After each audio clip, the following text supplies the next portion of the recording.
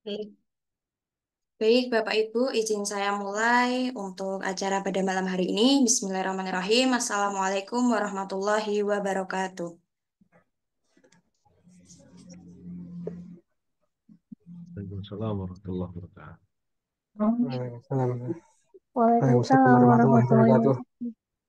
Baik, baik, Bapak Ibu, terima kasih. Pertama-tama, marilah kita panjatkan puji syukur kehadirat Allah Subhanahu wa Ta'ala yang telah memberikan taufik hidayahnya kepada kita semua, sehingga pada malam hari ini kita bisa bersama-sama mengikuti acara webinar dan open house dengan sehat walafiat ya, Bapak Ibu.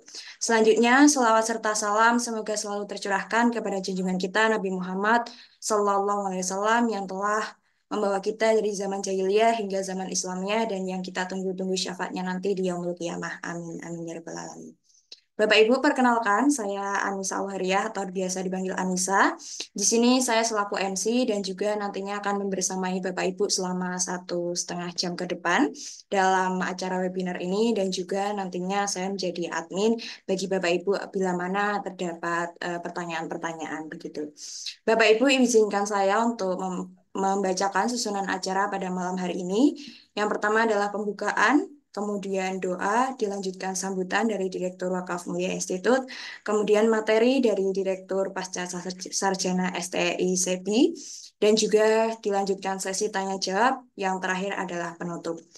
Baik Bapak Ibu, marilah untuk membuka acara pada malam hari ini, mari kita berdoa bersama-sama, berdoa dimulai.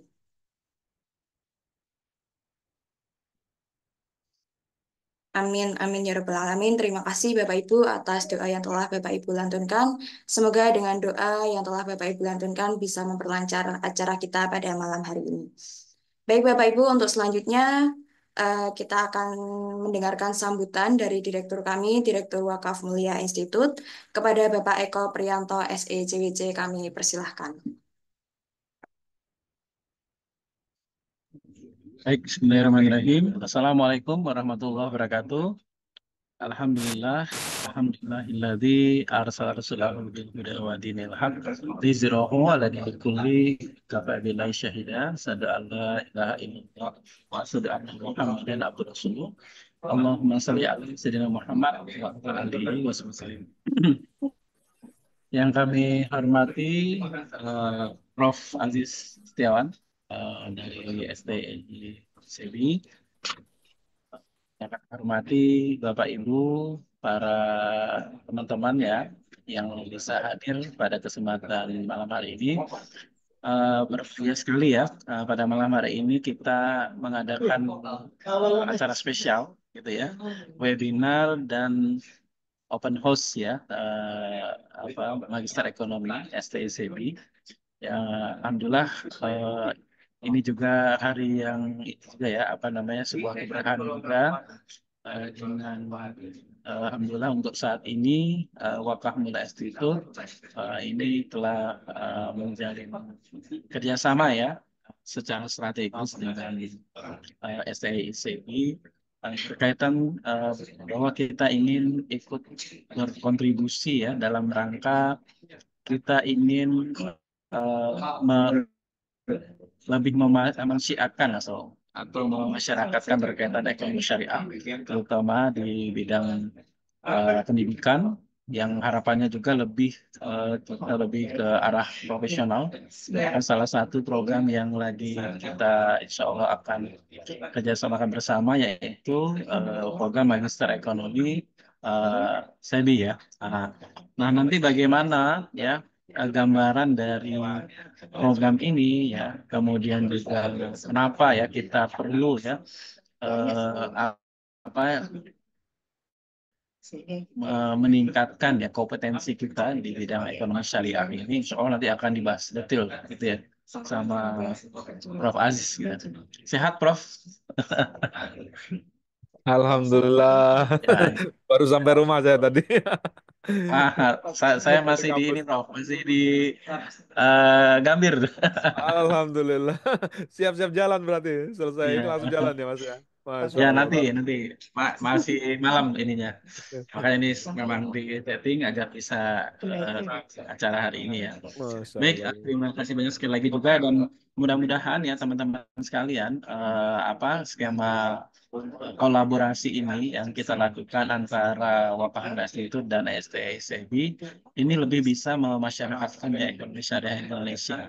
Dan juga lebih memperkuat lahirnya SDM-SDM yang memiliki kompetensi yang memang apa ya memang harus banyak gitu ya. Nah, mungkin nanti Prof. Aziz akan sharing tuh ya bagaimana kebutuhan SDM kita yang ada saat sekarang ini dan kenapa fokus untuk pasca sarjana ini juga menjadi hal sangat penting harus kita ibaratnya optimalkan. Nah, nanti insya Allah akan diseringkan langsung sama ahlinya gitu ya.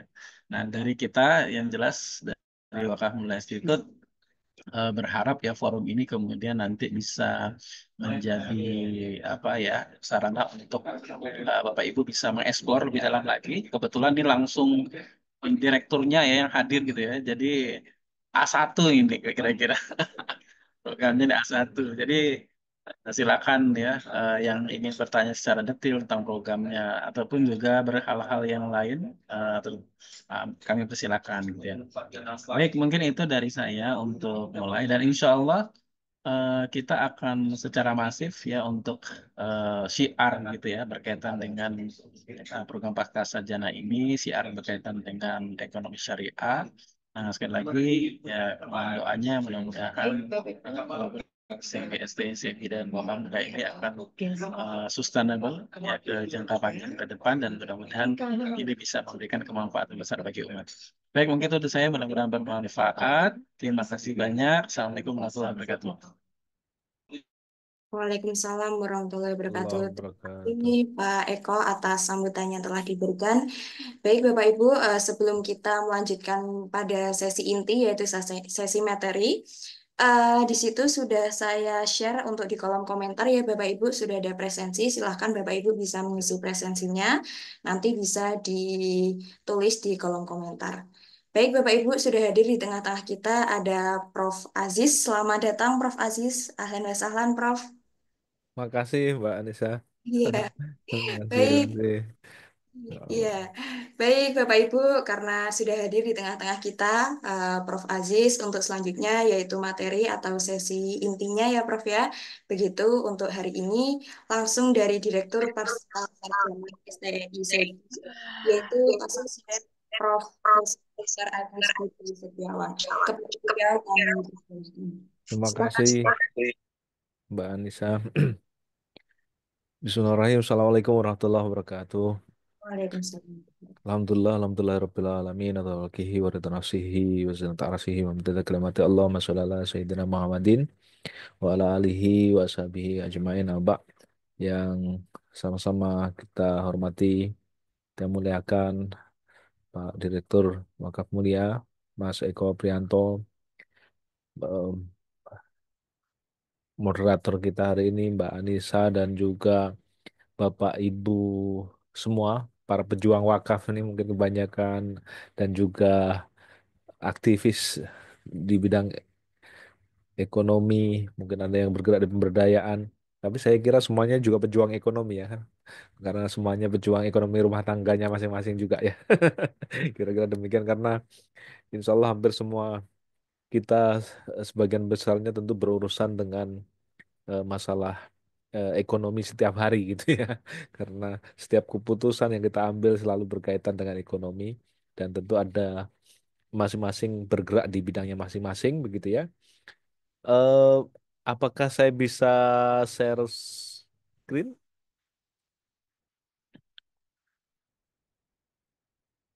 Silakan Prof. Ya, siap. Terima kasih.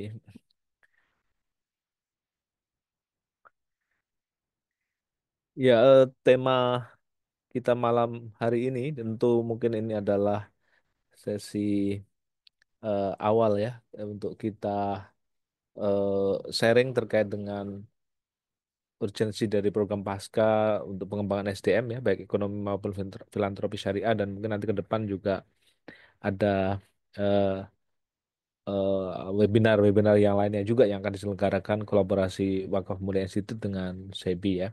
Tapi sebagai pengantar awalan karena juga mungkin kebutuhan besar kita saya kira terkait dengan eh, aspek ini ya.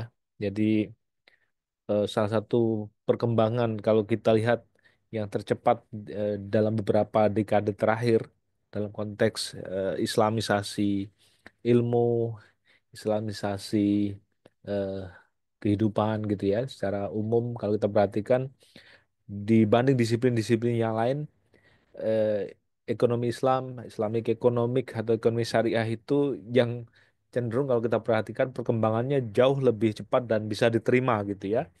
Dan kalau kita perhatikan juga hampir di semua sektor perkembangannya cukup baik ya. Kalau kita bandingkan dengan beberapa dekade sebelumnya, bahkan gitu yang mungkin cenderung terkait regulasi dan mungkin aspek kebijakan kurang kurang optimal. Meski tentu bahwa pencapaian hari ini masih jauh dari aspek ideal yang diharapkan ya, tapi paling tidak bahwa dulu fobia terhadap ekonomi yang dikaitkan dengan ideologi tertentu itu mungkin hari-hari ini kalau kita perhatikan semakin hilang ya.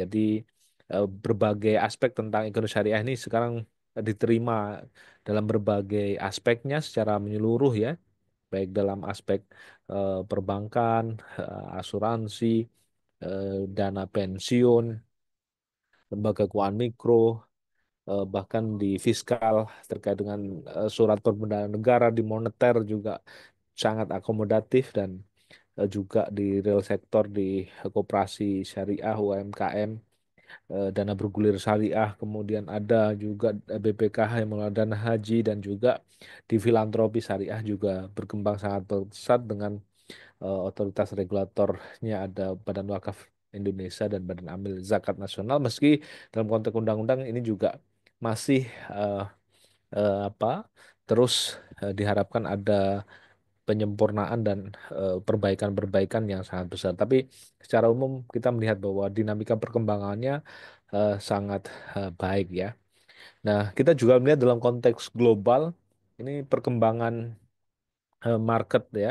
Eh, Pasar konsumen muslim global ini tumbuh luar biasa dalam berbagai aspeknya gitu ya dan kita berharap tentu ini harusnya menjadi potensi bagus, potensi penting di mana umat Islam Indonesia tentu harusnya bisa mengoptimalkan ini menjadi satu peluang besar ke depan bahwa kita punya sumber daya alam yang begitu kaya, SDM yang sangat besar, mungkin sampai hari ini masih menjadi jumlah terbesar umat Islam dalam sebuah negara gitu ya, meski sedang dibayang-bayangi oleh Pakistan sepertinya yang akan menyalip Indonesia, tapi ini tentu menjadi tanggung jawab besar ya untuk bisa dioptimalkan di tengah tantangan mungkin berbagai persoalan kita tentang lapangan kerja dan seterusnya. Harusnya isu-isu tentang eh, halal produk di level global dan peluang-peluangnya ini menjadi peluang besar kita sebenarnya untuk bisa dioptimalkan menjadi satu peluang penting gitu ya. Dan berbagai faktor juga masih memberikan ruang besar sungguhnya untuk ekonomi syariah itu baik di tingkat domestik maupun global ini bisa terus berkembang ya karena dukungan dari banyak otoritas negara dan juga berbagai stakeholder ya. Meski nanti derajatnya tentu masih bisa diperdebatkan, banyak yang menganggap masih kurang dan sebagainya, tapi secara bertahap kalau kita perhatikan penerimaannya cukup baik dan lembaga-lembaga internasional terutama Islamic Development Bank juga memberikan support ya dalam bentuk kajian dan lain sebagainya juga sangat luar biasa ya. Ya kita punya potensi misalnya negara-negara oki ini kalau diintegrasikan perdagangannya ditingkatkan dan seterusnya itu juga menjadi peluang yang luar biasa.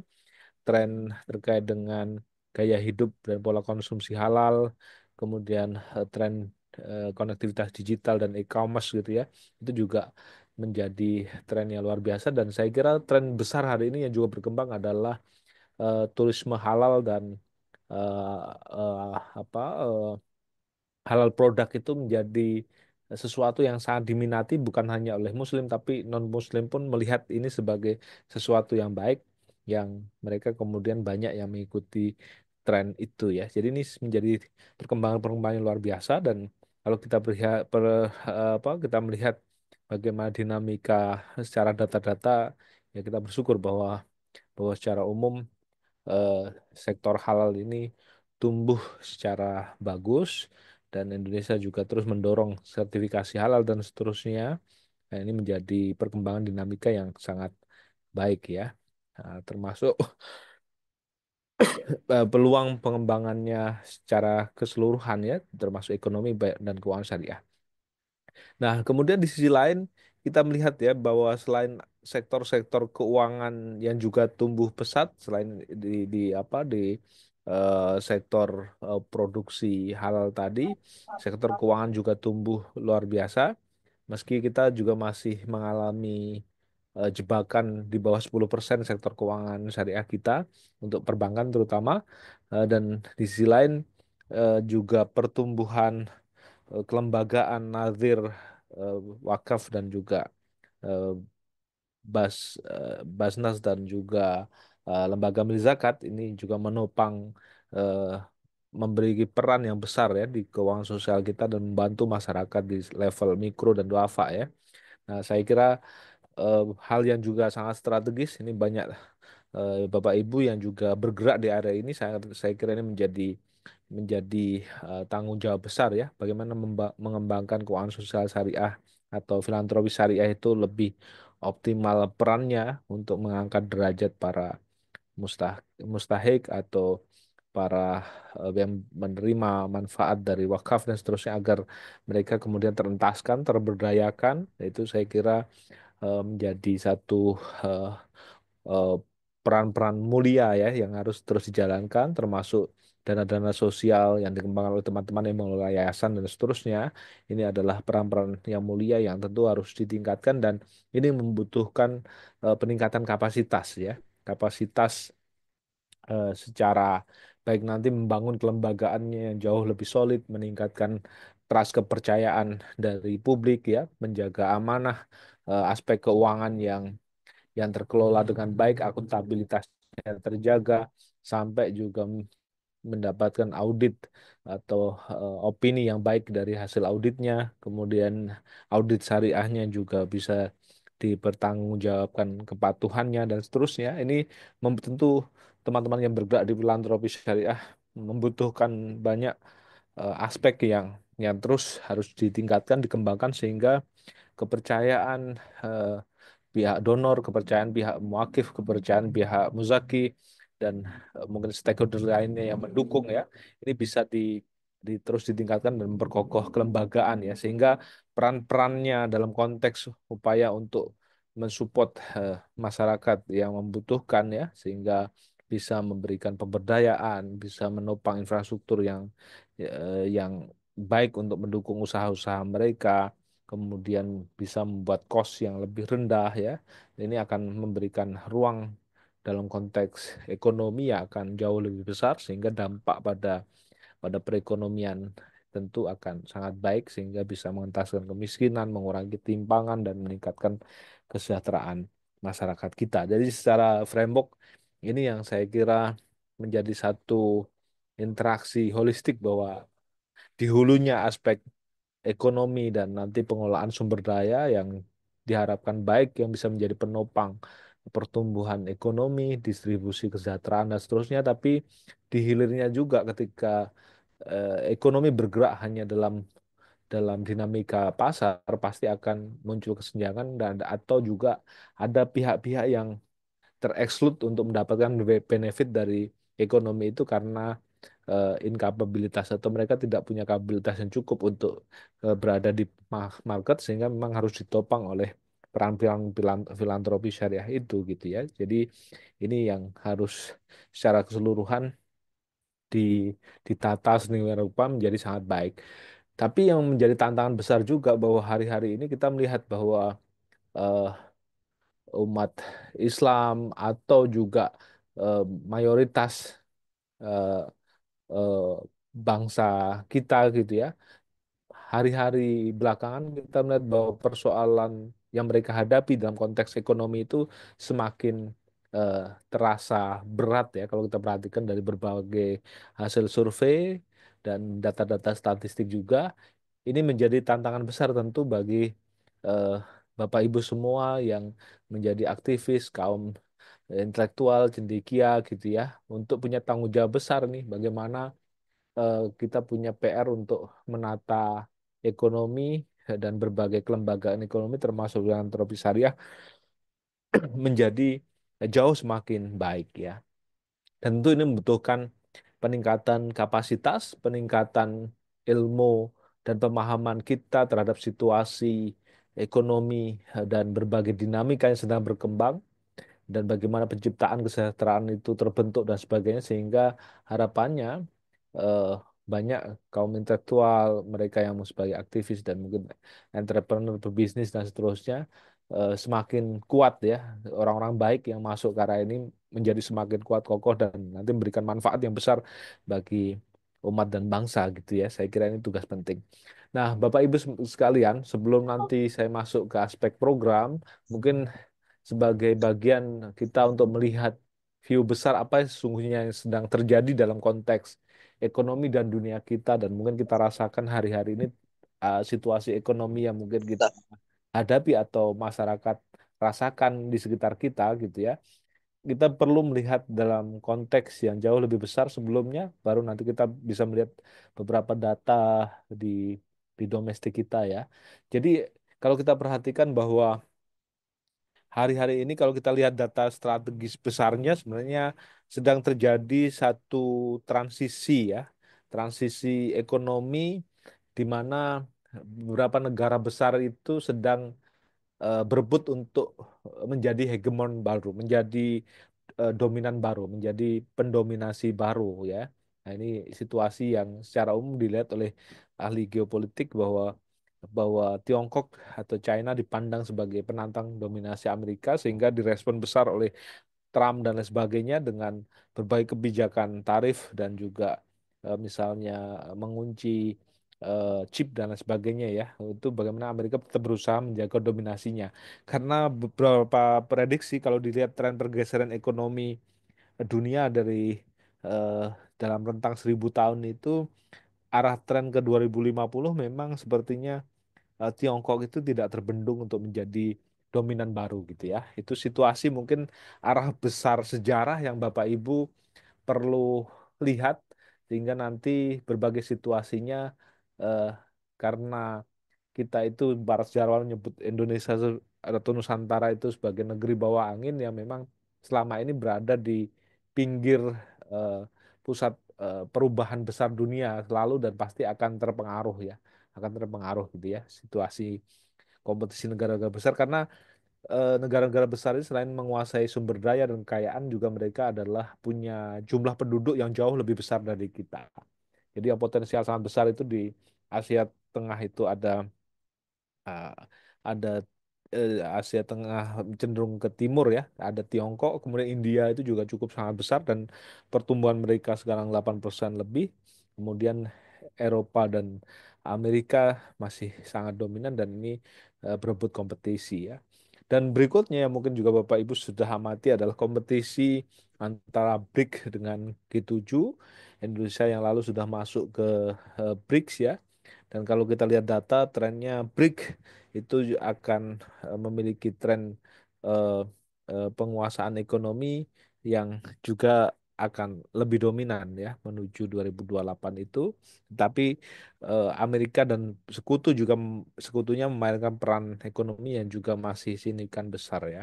Nah, ini proyeksi tadi kekuatan global kompetisi Tiongkok dengan Amerika dan juga aliansi-aliansi yang terbentuk ya. Meski Indonesia mencoba membalance selain ke BRIC juga nanti ke OECD ya. Ke OECD ini lebih dekat ke negara-negara utara atau negara-negara maju. Nah, ini situasi yang secara umum juga juga berpengaruh terhadap ekonomi Indonesia karena tadi bahwa kenapa Amerika dan Tiongkok berpengaruh besar ke kita. Para ekonom menyebut ada dua aspek ya, Bapak Ibu sekalian. Kalau kita sangat eh, terkait ekonomi kita dengan Amerika karena kita bergantung besar dolar dengan dolar Amerika dalam aspek keuangan. Yang kedua kita me- eh, sangat terkait dengan ekonomi Tiongkok karena eh, Tiongkok adalah produsen besar dan eksportir besar ya, eksportir importir besar untuk produk kita dan kita mengekspor banyak juga dari Tiongkok dan itu terbesar bahkan 3 kali dari hubungan dagang kita dengan Amerika. Jadi Tiongkok ini porsinya sangat besar, hampir 72 miliar dolar ya transaksi kita dengan Tiongkok ya.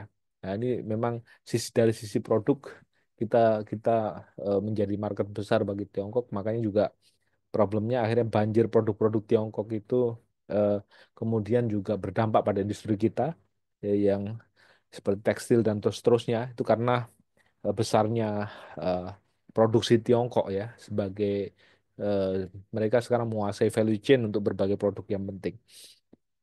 Nah, dalam arus sejarah besar juga Bapak Ibu sekalian bahwa eskalasi eh, konflik di dunia itu trennya belakangan semakin meningkat beberapa tahun terakhir, terutama pasca pandemi lalu itu. eh, Dan biasanya ini menimbulkan resiko ke ekonomi Indonesia dalam konteks rantai pasokan untuk produksi energi maupun pangan biasanya ya, komoditas ya. Jadi ini juga ada keterkaitan. Jadi kalau eskalasi geopolitik dan konflik semakin besar, ini juga akan beresiko ke Indonesia secara ke depan. Dan inilah situasi dunia yang makin tidak stabil yang ini juga berpengaruh ke ekonomi kita dan mungkin kita rasakan hari-hari belakangan juga semakin tidak mudah tadi termasuk ketika penetrasi produk-produk Tiongkok besar ke Indonesia tadi banyak pabrik-pabrik kita yang tutup dan sebagainya. Di sisi lain mungkin beberapa waktu lalu kita merasakan ketika tiba-tiba harga eh, minyak minyak goreng naik membumbung tinggi ya padahal perangnya terjadi di Ukraina dan Rusia. Tiba-tiba minyak langka dan lain sebagainya, harga beras naik tinggi ya karena ada konsekuensi bahwa substitusi pasokan pangan minyak itu sangat terkait di pasar global ya. Jadi akhirnya terdampak ke kita harga pupuk tiba-tiba naik dan pupuk menjadi langka karena juga bahan baku pupuk kita banyak bergantung dari Rusia ya, diantaranya misalnya. Jadi kita perlu memahami berbagai situasi dinamika ekonomi itu untuk melihat dan tidak jadi kagetan, jadi korban gitu Bapak Ibu itu menjadi penting. Dan sebenarnya kalau kita bisa membaca berbagai pergerakan arah data, sebenarnya kita bisa juga mencari peluang-peluang yang bisa dioptimalkan menjadi keuntungan. Karena di setiap krisis itu sesungguhnya ada blessing, ada keuntungan bagi mereka yang tahu membaca pasar dan bisa investasi pada area yang tepat misalnya. Dari situlah pentingnya untuk mendalami ekonomi secara jauh lebih dalam dan memperhatikan berbagai dinamikanya secara secara kuat ya. Nah, itu untuk sehingga kita tidak kaget-kaget menghadapi situasi yang terjadi, tapi kita bisa melihat realitasnya. Kemudian hal yang belakangan seperti mungkin juga Bapak Ibu sudah lihat kemarin adalah yang keresahan besar yang sedang terjadi di masyarakat kita adalah daya beli kelas menengah yang menurun dan juga eh, banyak kelas menengah yang turun menjadi calon kelas menengah ya. Dan juga yang dari calon kelas menengah atau aspiring middle class menjadi rentan, menjadi rentan miskin. Jadi kategori sederhana Bapak Ibu yang mungkin selama ini kita pernah mendengar. Jadi kalau kategori data statistik kita itu di Indonesia, mereka yang miskin adalah pengeluaran di bawah 596.000 ya. Itu masuk kategori kalau di bawah itu per kapita pengeluarannya berarti masuk kategori miskin. Kalau sampai 800.000 jadi 595 sampai 800.000 itu masuk kategori 874.000 ya itu masuk kategori rentan miskin. Jadi kalau masih pengeluaran per kapita 874 itu adalah terkategori rentan miskin. Kemudian kalau sampai dengan 874 sampai 874 sampai dengan 2 juta itu masuk kategori kelas menengah rentan atau aspiring middle class. Nah, nanti yang disebut kelas menengah adalah yang pengeluaran per kapitanya 2 juta sampai 9.900.000. Nah, itu. Nah, baru nanti yang di atas 9.900.000 masuk kategori kelas menengah. Nah, disitulah beberapa data besar yang lalu yang disampaikan, kita pernah mengalami tren kelas menengah bertambah, tapi dalam rentang 10 tahun terakhir itu mengalami tren penurunan, dan bahkan 5 tahun terakhir turun hampir 10 juta. Dari yang sudah masuk kelas menengah jadi turun lagi menjadi kelas menengah rentan ya Bapak Ibu. Dan ini situasi ekonomi yang mungkin dirasakan karena berbagai aspek ya. Penurunan kelas menengah ini banyak faktor, di antaranya yang paling dirasakan adalah kenaikan harga kebutuhan bahan pokok, mahalnya biaya pendidikan, dan pendapatan yang dianggap stagnan ya. Ini situasi yang terjadi, dan kita rasakan belakangan juga lapangan kerja eh, makin terbatas karena tadi di manufaktur banyak yang kolaps, startup banyak yang kolaps, dan kemudian angka PHK yang cukup tinggi sehingga muncul tagar Indonesia gelap lah, kemudian ada kabur aja dulu dan sebagainya ya, situasi yang mungkin kalau kita lihat data-datanya memang sudah ada tren yang terjadi. Dan kalau kita lihat dalam rentang hampir eh, 2 dekade, inilah shifting sektoral yang kita hadapi. Kalau dulu sektor pertanian itu mampu menyerap tenaga kerja sampai 44%, belakangan hanya mampu menampung 28,6% ya. Jadi turun hampir separuhnya. Manufaktur kita yang harusnya kalau kita mau menjadi negara lebih maju harusnya meningkat tinggi, tapi penyerapan manufaktur kita cenderung tidak bergerak signifikan, sehingga sektor yang paling menopang banyak lapangan kerja di sektor jasa. Tapi problemnya sektor jasa yang terkadang eh, eh, tadi ya cenderung informal dan lain sebagainya ya, yang itu menjadi cenderung rentan, dan kontribusi manufaktur kita mengalami declining, sehingga ini yang juga menjadi khawatiran untuk bisa tumbuh menjadi negara maju juga ya. Ini situasi data tren secara keseluruhan ekonomi kita. Nah, bagaimana upaya yang dilakukan oleh pemerintah ini, kira-kira gambaran bocoran dari RPJMN rencana atau draft ya mungkin dalam beberapa waktu ke depan akan diketok oleh eh, pemerintah ya bersama dengan DPR. Jadi ini mungkin harapan atau mimpi besar yang ingin dibangun oleh pemerintah menuju pertumbuhan 8%, meski ada kelompok yang tentu cenderung merasa ini lihat fondasi, kondisi dan sebagainya ini adalah utopia. Di sisi lain ya ada harapan, di sisi lain ya moderat melihatnya ya mungkin pertumbuhan kita akan masih mengalami stagnan gitu ya, atau bisa tercapai dengan prasyarat-prasyarat yang tentu jauh lebih besar yang harus dikerjakan. Tapi bagi kita untuk melihat situasi ekonominya, kita bisa membaca ini sebagai satu satu arah yang ingin dibangun oleh pemerintah lah gitu ya. Sehingga mungkin kalau bagi kita memahami itu bisa melihat peluang-peluangnya apa yang ke depan bisa dioptimalkan. Nah ini ya, jadi ini sektor-sektor yang kayak key sektor yang akan digenjot oleh pemerintah nanti di manufaktur, hilirisasi, jasa, pariwisata, konstruksi, perumahan.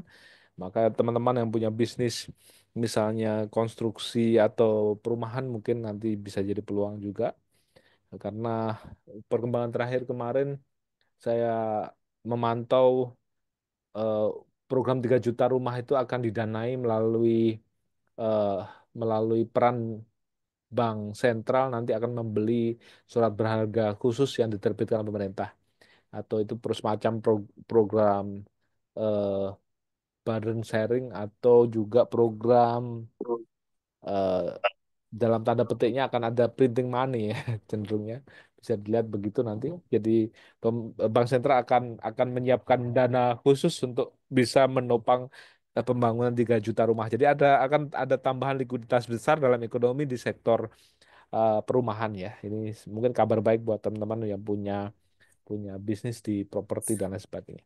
Ekonomi digital, semikonduktor, dan transisi energi juga akan menjadi driver bagus. Nah, ini arah pengembangan wilayah yang sedang dikembangkan oleh pemerintah. Ini Sumatera Jawa Bali Super Corridor. Ini gambaran besarnya. Kalau Bapak Ibu jeli melihatnya, ini ke depan akan dikoneksi antara Sumatera dengan Jawa ya. Jadi ide lama tentang jembatan jembatan Selat Sunda ya itu akan mungkin akan dioptimalkan lagi oleh pemerintah dengan berbagai kawasan ekonomi yang dikembangkan ya. Yang ini juga akan menopang ekonomi mungkin harapannya ke depan ya. Setelah penghematan dan sebagainya mungkin akan difokuskan pada area-area penting untuk membangun ekonomi. Tapi yang Bapak Ibu perlu lihat juga interkoneksi Sumatera Jawa itu juga akan diikuti oleh interkoneksi Sumatera dan Asia. Nah, ini yang menarik juga. Jadi sepertinya pemerintah karena sudah masuk BRICS juga nanti akan mengkoneks eh, eh, pusat-pusat ekonomi penting kita dari Jawa, Sumatera nanti dikoneksi ke Asia. Itu kalau Bapak Ibu lihat koneksi Sumatera Asia itu berada di Dumai yang itu langsung ke kota Malaka itu. Jadi nanti arahnya ini akan nyambung dengan programnya Tiongkok bersama dengan negara-negara ASEAN yang sudah membangun Pan Asia Railway ya. Ini satu proyek besar membangun eh, jalur darat berbasis rel atau kereta api dari Kunming sampai dengan arahnya Kuala Lumpur, Singapura ke bawah. Nah nanti sepertinya pemerintah Prabowo dia akan mengkonek nanti di dekat Kuala Lumpur, di bawah Kuala Lumpur sedikit itu di kota Malaka, nanti terkonek ke Dubai dan itu ke depan koneksinya bisa jembatan maupun terowongan dan itu selain untuk kendaraan juga untuk kereta api.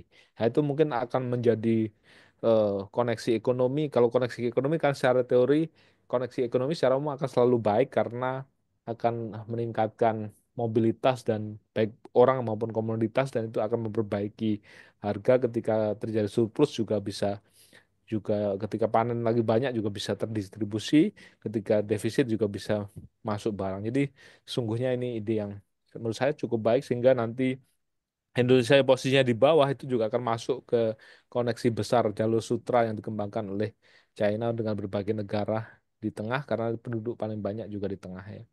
Nah, ini arah besar ekonomi kita ke depan yang ditargetkan oleh pemerintah. Eh, Berbagai wilayah juga dikembangkan sesuai keunggulan masing-masing ya. Kita doakan semoga semuanya berjalan baik, tapi kita bisa Oh, melihat juga habis habis kuota. sebagai banyak peluang ya. Ini mungkin teman-teman yang di daerah-daerah yang dekat titik-titik yang akan dikembangkan sebagai destinasi wisata dan ekonomi kreatif ini bisa menjadi peluang untuk bisnis dan seterusnya juga yang sangat penting saya kira. Nah, ini sektor-sektor yang akan digenjot oleh pemerintah nanti untuk menopang pertumbuhan lebih tinggi ya, selain pertanian, manufaktur, konstruksi, infokom, dan seterusnya.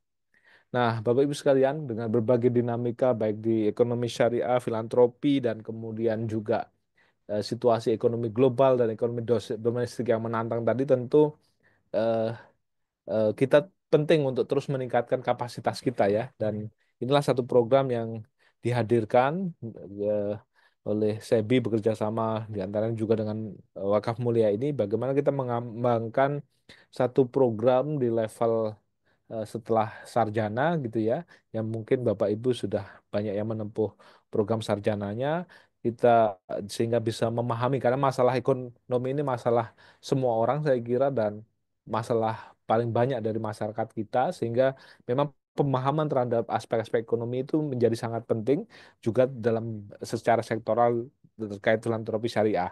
Tapi bagaimana program ini juga perlu didesain menarik, punya kepastian, karena banyak ya teman-teman mungkin yang melihat kalau ngambil S2 itu susah gitu ya, susah, kemudian sudah bayarnya mahal, susah, belajarnya susah, waktunya ngabisin waktu, udah gitu lulusnya lama juga gitu ya. Pengalaman saya pribadi waktu ngambil S2 itu separuh teman saya itu nggak selesai karena tesisnya susah.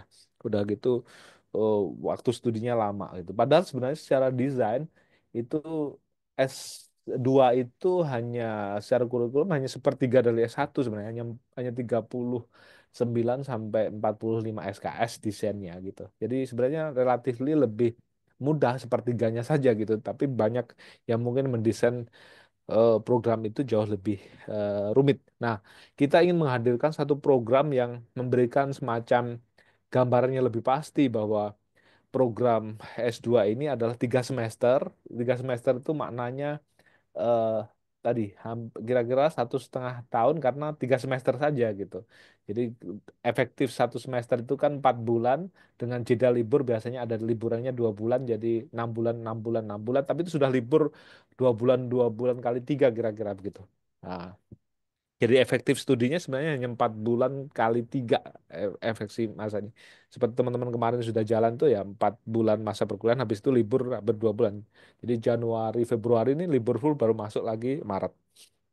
Jadi 1,5 tahun Insya Allah kita desain program yang memudahkan. Udah begitu juga eh, kita buat dengan perkembangan teknologi dengan adanya blended learning. Jadi Bapak Ibu bisa belajar fleksibel dari manapun.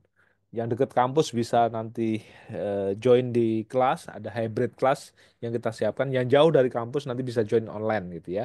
Jadi kita siapkan desainnya blended learning. Nanti juga tidak seluruhnya juga nanti live session, tapi ada sesi asinkron. Bapak Ibu bisa belajar mandiri di material learning management system yang kita siapkan juga. Nanti ada waktu-waktu untuk belajar mandiri juga. Jadi kalau biasanya kuliah 16 pertemuan itu adalah dengan 2 ujian UTS dan UAS, berarti kan 14 pertemuan. Kalau semuanya harus live session atau harus datang di kelas kan biasanya cukup berat. Nah, sekarang memungkinkan kita bagi ada nanti setengahnya bisa dengan belajar mandiri gitu kita kira. Jadi kita siapkan materialnya, Bapak Ibu bisa kapanpun bisa belajar, jadi lebih fleksibel juga. Dan kita desain program ini juga biayanya terjangkau. Jadi insya Allah secara biaya Bapak Ibu bisa komparasi dengan program S2 yang lainnya untuk di area ini.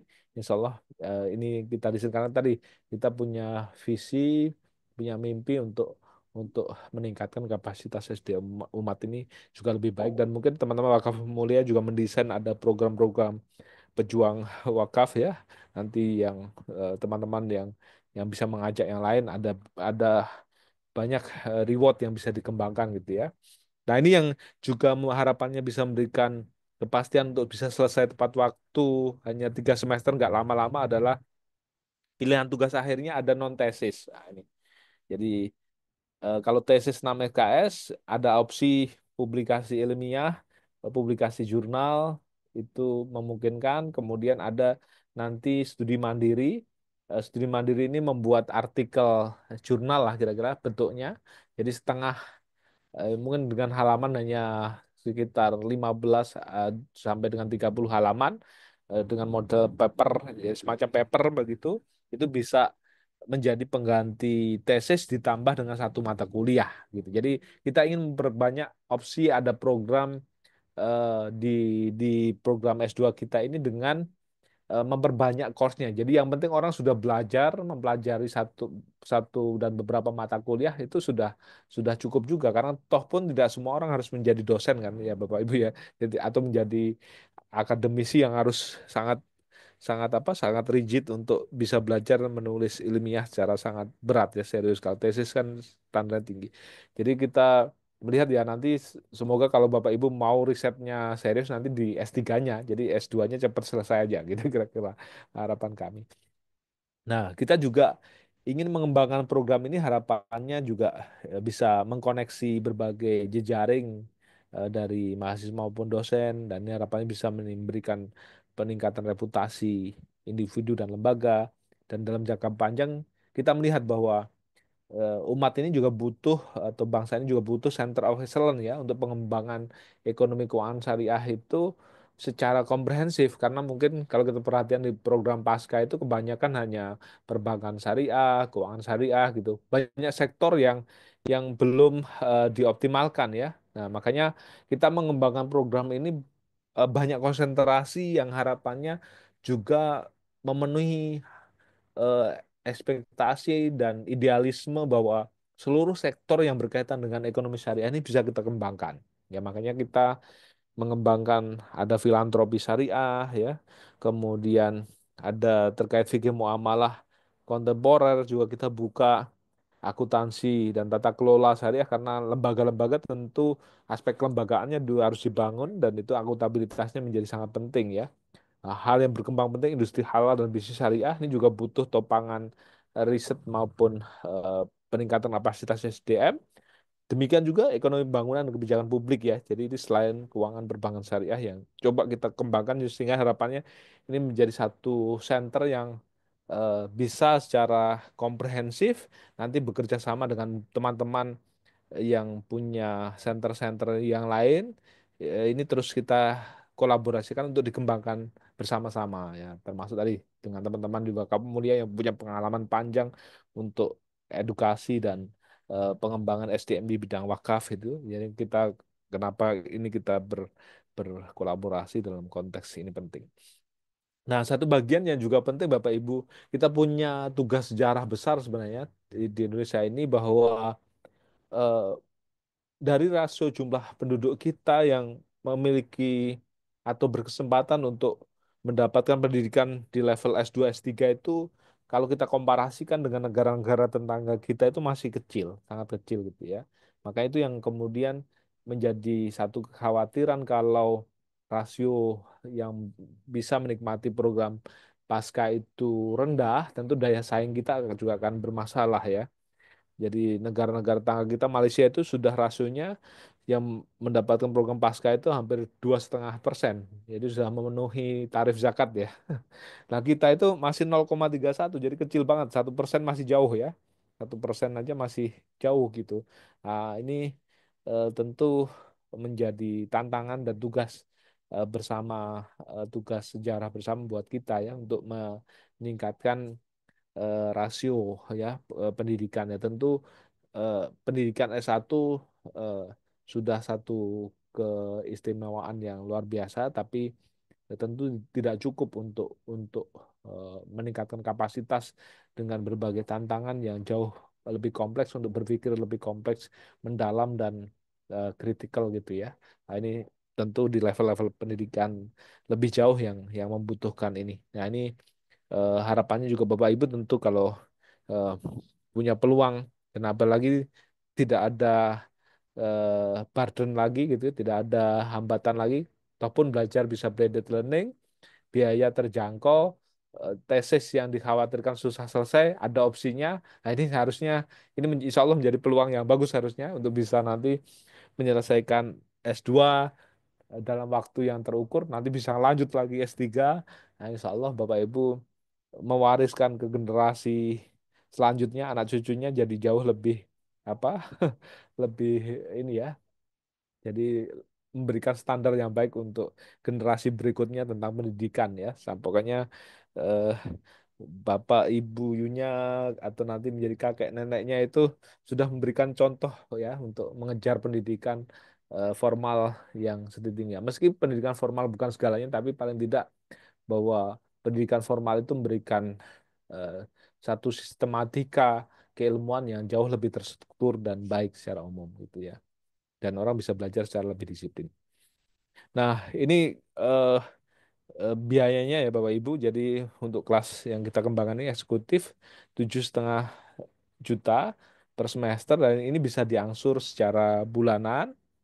Eh, ini kerangka kurikulumnya jadi relatif ringan 15 SKS semester 1, 5 mata kuliah, semester 2 15 SKS, dan semester 3 9 SKS bagi yang mau mengambil tesis senilai 6 SKS dan nanti ada satu mata kuliah di semester 3 3 SKS. Nah, selesai. Jadi nanti selesai semester 3 langsung sidang tesisnya atau kalau yang jalur non tesis, nah ini pilihannya.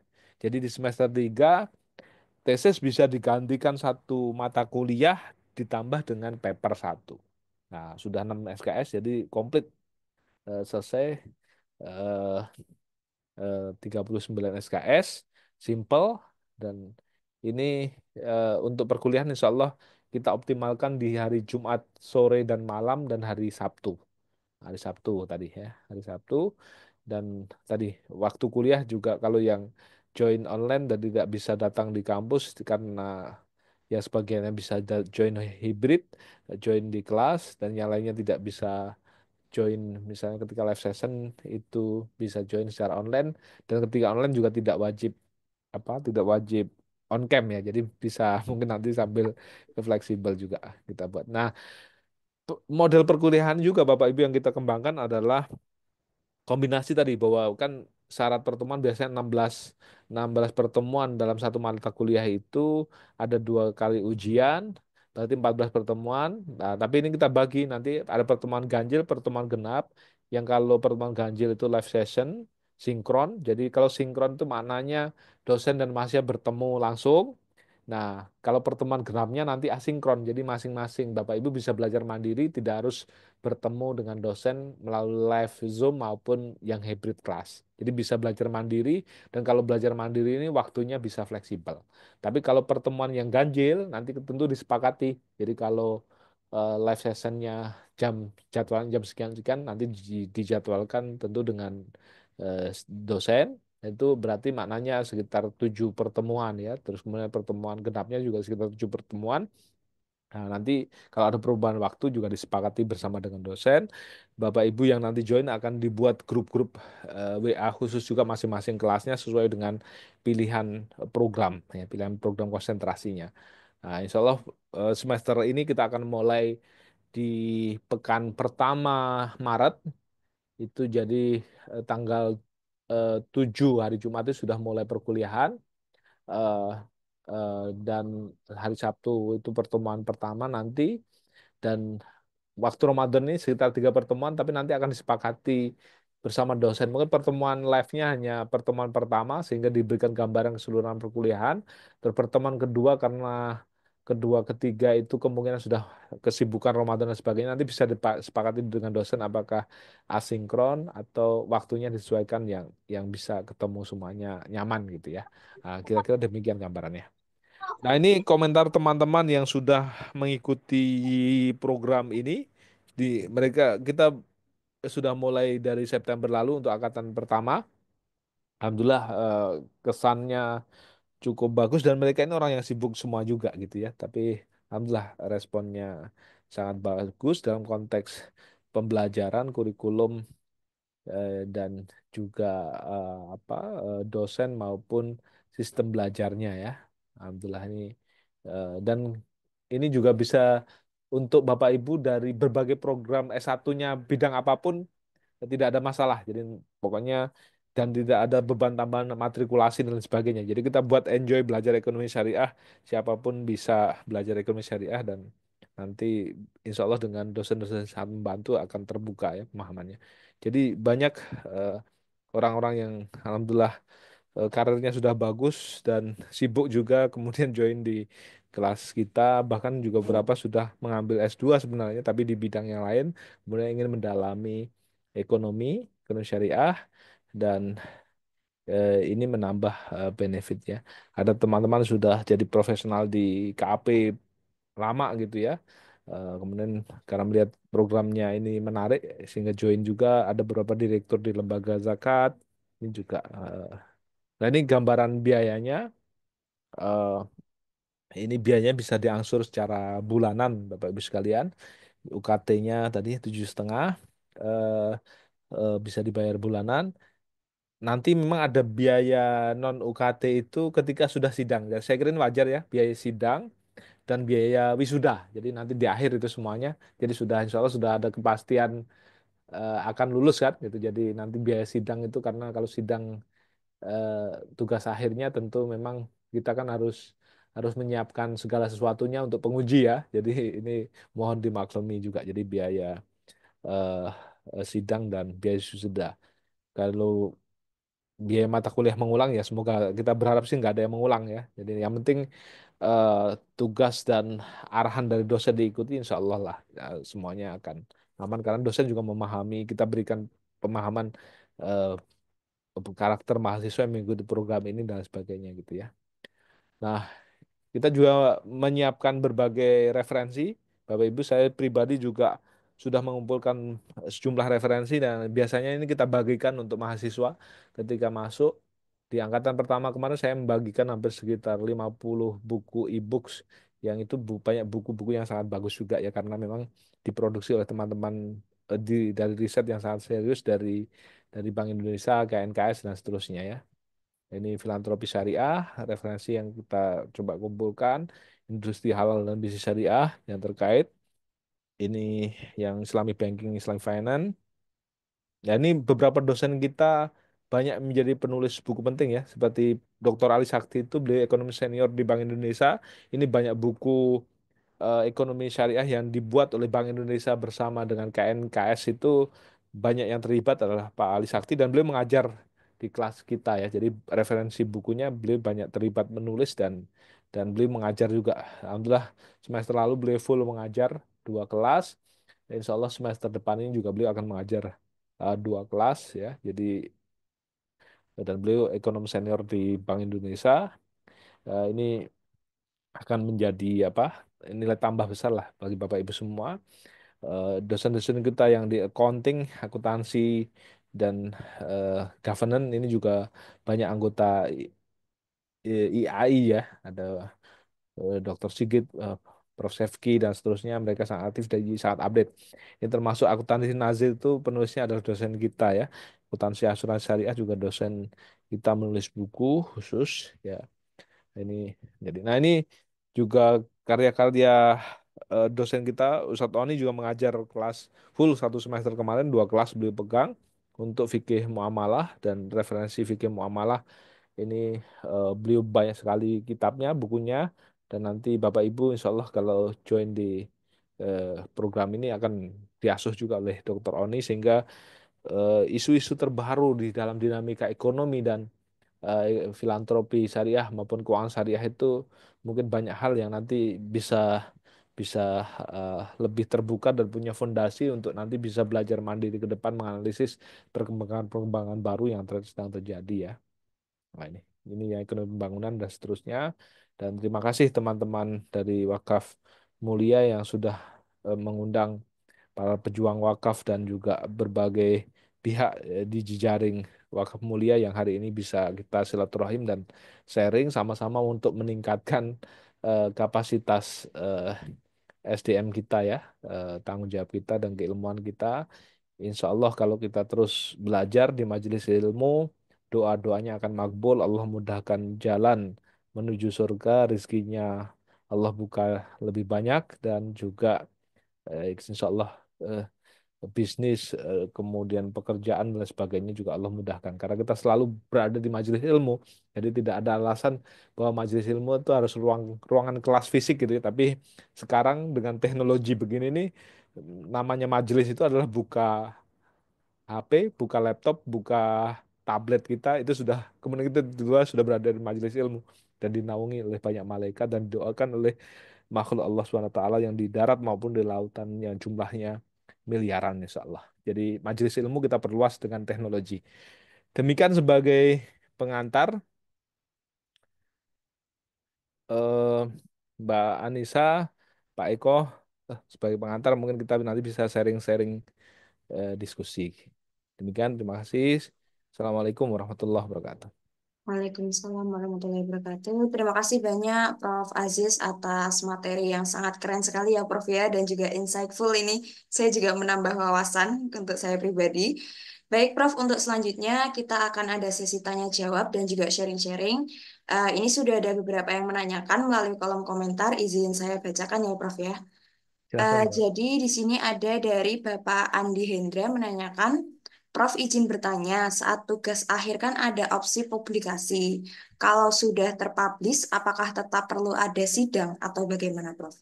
Silahkan. Iya, betul. Ini pertanyaan sangat bagus ya. Jadi eh, kita punya kriteria. Jadi kalau publikasinya di atas Sinta 3 itu sudah setara dengan tesis ya, Sinta 3 atau 2. Nanti akan kita detailkan lagi teknikalnya. Itu sudah setara dengan 6 SKS gitu. Tapi kalau publikasinya masih di Sinta di bawah Sinta 3, Sinta 4 misalnya, 5 atau 6 itu bisa setara dengan 3 SKS. Jadi bisa menggantikan studi mandiri gitu. Jadi nanti tinggal mengambil mata kuliah, kemudian jadi yang studi mandiri sudah tidak perlu. Jadi misalnya kalau pas semester 2 tiba atau semester 1 sudah punya publikasi satu, berarti udah aman tuh. Udah aman. Jadi punya jurnal, udah aman. Tinggal nanti mengambil mata kuliah di semester tiganya dua mata kuliah, kemudian tetap sidang nanti adalah sidang karena sidang ini proses yudisium ya sebenarnya proses kelulusan, tapi dia hanya memaparkan publikasinya saja. Karena sudah terpublikasi kan otomatis lulus, nggak mungkin tidak diluluskan gitu. Jadi karena sudah publis, jadi menceritakan apa yang ditulis kemudian bagaimana pengalaman publikasinya nanti. Jadi proses sidangnya untuk yang publikasi ilmiah kira-kira demikian. Jadi karena sudah terpublis dan itu sudah aman gitu ya. Demikian kira-kira. Apakah Baik, cukup? terima kasih Prof atas jawabannya. Mungkin dari Bapak Ibu sekalian, bila mana ada yang hendak bertanya, dipersilakan untuk raise hand juga diperbolehkan. Langsung open mic juga diperbolehkan begitu. Mungkin sambil menunggu, Izin di sini bertanya, ada. boleh? Oh iya, silahkan Bapak Hadi Eh, Pramudi, dipersilahkan ya, Bapak. mohon izin Prof ya, makasih kesempatannya. Mungkin namanya juga memang perkuliahan ya, jadi banyak mungkin di sisi keilmuan. Namun mungkin yang saya tanyakan nanti ada tugas-tugas yang real nggak Prof ya? Misalkan kita kan ekonomi syariah gitu ya, bisnis syariah. Iya, Ada nggak tugas bersama atau mungkin bentuknya seperti apa sehingga real gitu ya? Sehingga kan kita sekarang ini yang dibutuhkan juga eksperiental ya, tidak iya hanya betul, keilmuan dan keahlian, tapi betul betul. eksperiental ini yang membangun karakter pebisnis gitu ya. Jadi syariah ini udah ndak diarahkan atau dipaksa, tapi udah menjadi apa ya kebiasaan malah karakter gitu ya, karakter Betul. bersyariah gitu. Seperti apa, Bro? Terima kasih. Iya, betul Pak. Memang untuk program S2 memang eh, bobot akademiknya mungkin memang masih dominan. Tapi memang kita coba nih melalui program ini nanti ada opsi-opsi tadi misalnya dalam konteks studi mandiri gitu ya. Eh, Tidak, karena kalau misalnya akademik murni bisa jadi nanti cenderung sangat ketat dalam artian referensi dan mungkin sudah harus yang settle dan sebagainya. Tapi ini kita akan coba combine agar juga mungkin perkembangan-perkembangan lapangan nanti bisa diangkat juga gitu. Jadi teman-teman yang sudah punya lembaga misalnya punya pengalaman bisnis itu bisa jadi tugas akhirnya bisa jadi nanti. Jadi tinggal nanti ditambahkan beberapa referensi, tapi pengalaman bisnis yang sudah dibangun misalnya, atau ketika mengelola institusi, misalnya mengembangkan produk lembaganya, itu bisa kita expose gitu. Karena tadi harapannya ke depan kita ingin sebenarnya menampilkan banyak ya, banyak perkembangan di lapangan itu sesungguhnya sudah terjadi dan kaya di Indonesia itu tapi tidak terekspos gitu. Terekspos dalam dokumen-dokumen akademik yang kemudian bisa dinikmati oleh pembaca atau khalayak lebih jauh. Demikian kira-kira. Jadi ini satu bagian. Termasuk nanti mungkin ini beberapa yang saya pantau karena kebetulan saya memantau hampir semua kelas dari banyak dosen. Banyak dosen-dosen kita karena juga mereka punya pengalaman lapangan yang cukup praktisi, biasanya ketika tugas itu juga sifatnya eksperimental, jadi bukan textbook gitu, tapi melihat misalnya ini perkembangan lapangannya tentang produk misalnya itu ya ya realnya gitu yang dicoba nanti dibuat kelompok-kelompok dan mereka menjelaskan perkembangan-perkembangan di lapangan itu masing-masing seperti apa. Nah, kira-kira itu yang memang agar tadi memang kita ingin agar gap antara eh, ya dunia akademik yang kadang-kadang itu kan sudah ketinggalan beberapa ini baru ditulis kan paling tidak ketinggalan mungkin satu semester satu tahun kadang-kadang ada yang referensinya udah jadul banget gitu ya. Nah, makanya saya pribadi juga mengumpulkan literaturnya yang baru-baru dan nanti kita share ke teman-teman, termasuk buku-buku ekonomi Islam, tidak lagi buku-buku ekonomi Islam yang ditulis lama, tapi perkembangan-perkembangan terbaru gitu ya. Jadi ini untuk mendekatkan gap antara eh, perkembangan di lapangan dan juga akademik. Nah, tadi eh, dosen-dosen kami ini juga banyak yang memang praktisi, Bapak. Misalnya Ustaz Tony kan beliau S1 sampai S3-nya betul memang di Mesir, tapi beliau ini kan anggota DSN di Indonesia, DPS pernah di Adira Finance, kemudian pernah di lembaga zakat juga beberapa di Bank Syariah Indonesia sampai sekarang. Jadi beliau tahu betul ya dinamika tentang fikih muamalah di fikih zakat fikih muamalah, fikih di keuangan perbankan yang terbaru, perdebatan fatwa dan sebagainya tahu betul gitu. Ya, termasuk misalnya transaksi-transaksi kontemporer ini. Jadi akan menarik gitu. Akan menarik karena diskusinya selain terkait teori gitu, beliau beliau ini juga memahami teori tentang komparasi perbandingan fikihnya, tapi juga memahami betul praktek yang sedang berkembang terbarunya. Nah, misalnya juga teman-teman yang dosen di akuntansi syariah juga demikian, mereka juga anggota-anggota IAI yang memang eh, punya sertifikasi akuntansi syariah. Mereka juga mengikuti dinamika perkembangan peraturan dan praktek terbarunya juga. Demikian kira-kira. Jadi misalnya yang di beberapa dosen kita yang sudah eh, S3 tentu yang di kepatuhan syariah itu punya pengalaman panjang di kepatuhan syariah. Pernah banyak mengaudit di apa di lembaga filantropi syariah eh, dari accounting service sampai audit syariahnya memahami betul dari aturan sampai prakteknya gitu. Jadi mungkin ini akan jadi satu pengalaman yang menarik. Ya meski bisa jadi belum ideal semuanya, Bapak Ibu sekalian, karena tadi ini tantangan juga ya untuk mendekatkan akademik dengan praktek ya. Nah, tapi kira-kira itu gambarnya, Pak. Ya, selain tentu bukan hanya dosen ya, tapi yang menarik karena mungkin teman-teman yang berada di dalam satu kelas ini kan banyak yang punya pengalaman juga tentu gitu. Nah, itu bisa sharing banyak. Jadi kita ingin membangun ekosistem belajarnya yang saling saling kuat gitu. Dan yang menarik saya perhatikan juga pembelajarannya ini bukan hanya dari dosen ke mahasiswa, tapi di ruang-ruang diskusi kelas itu, di grup-grup WhatsApp-nya jadi hidup setiap hari itu. Jadi belajarnya jadi bisa setiap hari itu karena tema-tema itu bisa didiskusikan sangat panjang. Demikian Pak Bahdi ya. Ya, makasih Prof. Siap, Kalau siap. Ya, baik. Terima kasih Prof atas tanggapannya. Untuk selanjutnya sudah ada yang raise hand, Bapak M. Sirajudin. Dipersilahkan, Bapak. Oke. Assalamualaikum, Prof. Waalaikumsalam warahmatullahi wabarakatuh. Ya, izin tanya, Prof, Monggo, terkait monggo. magister, program magister. Apakah di SEBI ini sudah punya program yang ini jalur RVL, Prof? Ya. Ya. Itu yang pertama. Kemudian yang kedua, eh, ini yang blended apa sistem ini itu apakah memungkinkan untuk full online begitu ya? Ya. Mengingat eh, posisi domisili saya yang memang di Pulau Sumatera gitu kan, di Palembang. Gitu. Apakah memungkinkan dengan program tersebut? Ya, Ya, baik. itu dua pertanyaan. Terima kasih, Prof. Baik, Pak Muhammad Sirojudin ya. Yang pertama, RPL memang kita sedang proses ya. Kita mencoba di kelas S1 kita ini masih mengajukan izin untuk RPL, Pak.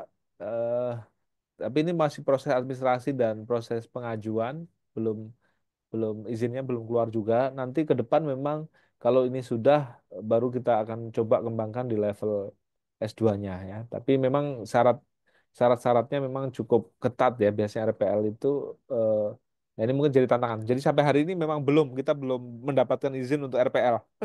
Oke, Itu oke. Ya, masih challenging ya. Terus yang kedua terkait dengan blended learning dan hybrid kelas yang kita coba kembangkan. Memang ini tadi harapannya ini bisa memberikan ruang atau membantu teman-teman yang lokasinya jauh dari kampus kami gitu, kampus kita gitu di wilayah Jabodetabek Depok gitu. Depok eh, nanti untuk bisa mengikuti program ini secara online gitu. Jadi dimanapun bisa belajar. Jadi nanti yang desainnya karena hybrid yang memungkinkan untuk join di kelas tentu yang dekat-dekat wilayah kampus gitu. Nah nanti ya, ya, kan sekarang kelas kita bisa hybrid jadi ada yang offline ada yang online kan bisa memungkinkan ya. dengan teknologi yang kita kembangkan. Jadi kita menyiapkan kelas-kelas hybrid yang memungkinkan teman-teman yang jauh itu bisa online. Dan alhamdulillah sih di angkatan pertama lalu ada yang teman-teman kita dari Aceh gitu ya. Bahkan ada yang dari Pulau Rote itu. Alhamdulillah Oh, sampai ya. sekarang masih masih berjalan baik ya dan saya perhatikan karena mereka juga komitmen ya, tentu eh, kesibukan dan perannya masing-masing banyak ya, tapi dengan dengan fleksibilitas kita untuk sama-sama belajar ini memungkinkan untuk belajar. Jadi ada satu di kelas saya kemarin saya cek betul-betul di Pulau Rote dan dia ada aparat desa ya, dan saya tanya ya kadang-kadang memang sinyal kan kendalanya kan itu, tapi alhamdulillah sih Hmm. kan kalaupun kendala sinyal kita juga punya backup. Jadi untuk kelas ketika live session misalnya tiba-tiba teman-teman putus gitu, kita kan merecord, jadi membuat rekamannya. Nanti rekaman recording pertemuan itu kita masukkan di management system yang setiap waktu sebenarnya bisa diulang lagi, bisa diulang lagi untuk diikuti. Demikian. Jadi dengan begitu sebenarnya tidak ada yang akan ketinggalan gitu dengan mungkin kendala sinyal dan lain sebagainya. Kira-kira demikian, Pak. Ya. Ya, Jadi ini penegasan saja, Prof. Untuk ya, yang hybrid itu eh, full full online juga dimungkinkan gitu ya dalam satu semester gitu. iya, bagi yang teman-teman yang jauh Jauh. teman-teman yang jauh ini memungkinkan Aduh. karena kita Oke. ingin mendesain program ini harapannya tetap bisa belajar ekonomi syariah bahkan guyonan teman-teman ya yang penting nanti wisudanya kita offline katanya gitu. Nanti kalau wisuda kan satu pertemuan jadi nanti kita akan bertemu di Jakarta atau Jabodetabek untuk wisuda gitu ya. Jadi untuk Iya, iya, seluruh iya. proses sekarang Offline-nya hanya pas wisuda aja gitu ya, ya, offline-nya. paling tidak wajib untuk hadirnya wisuda gitu ya. Iya, iya. Untuk Ya Allah. teman-teman yang jauh ya. Oke. Ya. Terima kasih, Prof. Oke, cukup jelas. Baik. Terima kasih. Ya, kira-kira demikian, Ustaz. Baik, terima Oke. kasih Prof. Aziz. Untuk selanjutnya tadi sudah ada yang raise hand lagi. Ada Bapak Muhammad Rashidin sepertinya tadi sudah raise hand. Atau sudah? Oke. Baik, kalau begitu, kalau belum ada untuk Bapak Rashidin, selanjutnya di sini sudah ada Bapak Muhammad Haris ada. Dipersilahkan Bapak. Oke, terima kasih moderator. Mungkin sedikit pertanyaannya, Prof. Apakah ada rencana, ini kan pusatnya di Jakarta, ya, Iya, betul. kampus. Nah, apakah ada rencana untuk membuat cabang misalnya di provinsi-provinsi lain, begitu, Prof? Iya, iya. Ya, Ya, eh, untuk ke depan, iya, eh, kita sebenarnya mencoba nanti mengembangkan kerjasama dengan teman-teman di daerah-daerah yang punya potensi, misalnya punya yayasan, punya lembaga. Sebenarnya kita bisa memungkinkan untuk kolaborasi ya. Nah, nanti misalnya yang memang profesi-profesi tertentu dan sebagainya ya. Tapi ini masih tentu masih PR lanjutan jangka panjang ya gitu. Tapi yang sekarang kita masih mengoptimalkan dulu ini untuk karena memungkinkan kita blended kan bisa bisa dimanapun bisa bisa eh, kita optimalkan ya, kita optimalkan untuk bisa sama-sama terus belajar. Kira-kira demikian. Jadi kalau teman-teman ada yang nanti ke depan eh, karena punya lembaga dan lain sebagainya, nanti bisa kita jajaki untuk kolaborasi juga mungkin ke depan gitu. terima Kira-kira kasih, demikian. Prof. Baik. Oke, baik. Sudah Pak Mas Haris? Haris di mana memang posisinya? Aku di Lampung, Prof. Oh, Lampung ya ya. Ya Ya, ada beberapa teman-teman Lampung yang sudah join semester kemarin juga. Iya. Alhamdulillah. Oke oke. baik. Terima kasih Kak Haris dan juga Prof. Aziz. Untuk selanjutnya saya bacakan beberapa pertanyaan ya Prof ya. Ini di kolom Silakan. komentar. Ini lebih ke negosiasi ya Prof ya dari Pak Andi Hendra. Prof Aziz, teman-teman yang hari ini boleh diberikan reward kah seperti rate pendaftaran early bird-nya di 300.000 dan biaya perkuliahan di rate alumni yaitu 1 juta per bulan. Nah, apakah boleh Prof seperti itu? Waduh, ini ya ya ya ya ya. Ah, eh, untuk yang early bird ini mungkin nanti teman-teman di PMB yang harus harus menjelaskan ya dan mungkin nanti dengan teman-teman di Wakaf Mulia ya mungkin yang akan karena ini ini kan kegiatan yang kita selenggarakan kerjasama dengan Wakaf Mulia. Mungkin karena di segmen acara ini tentu nanti harus kita diskusikan dengan teman-teman di Wakaf Mulia ya. Kalau yang pricing alumni, ini memang mohon maaf ya, harusnya saya tadi tidak perlu menampilkan ya. Ya, itu memang eh, ya karena bagaimanapun biasanya eh, ada tugas dari kampus untuk memberikan capacity building ke alumni ya Bapak Ibu mohon dimaklumi saja lah gitu kira-kira. Tapi belum ada kebijakan untuk pricing yang bukan alumni menjadi alumni gitu. Ya mungkin nanti Bapak Ibu kalau sudah jadi alumni S2 nanti insya Allah semoga mohon doanya kita sedang juga berupaya nanti bisa mengajukan untuk izin S3-nya gitu. Nanti jadi alumni ke S3-nya nanti. Baik, mungkin ada lagi, Prof. Sudah cukup? Sudah cukup. Baik, baik. Ini ada lagi, Prof, dari kolom komentar di chat Zoom. Oh ya, untuk besaran UKT itu bisa diakses di mana, nggih? Dan juga boleh ditampilkankah untuk kurikulumnya, Prof? Ya, untuk kurikulum harusnya di sini tadi ada, Dan sebentar, saya coba tampilkan ya sedikit dulu gambaran kurikulumnya. Kenapa tidak masuk tadi ya?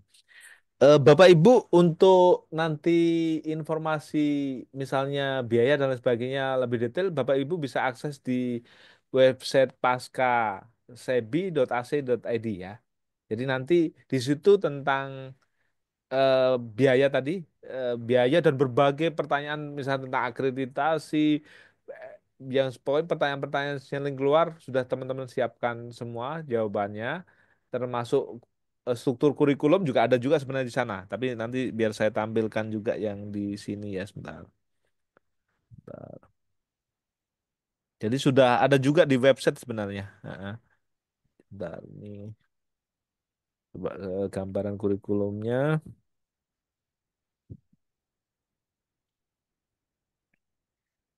Ah, ini mungkin gambaran kurikulum cepat, tapi nanti Bapak Ibu kalau mau lihat lebih detail di webnya juga sudah ada, termasuk tadi rincian biaya itu lebih detail di website ada. Jadi gampang aja nanti Bapak Ibu googling di pascasebi.ac.id ya.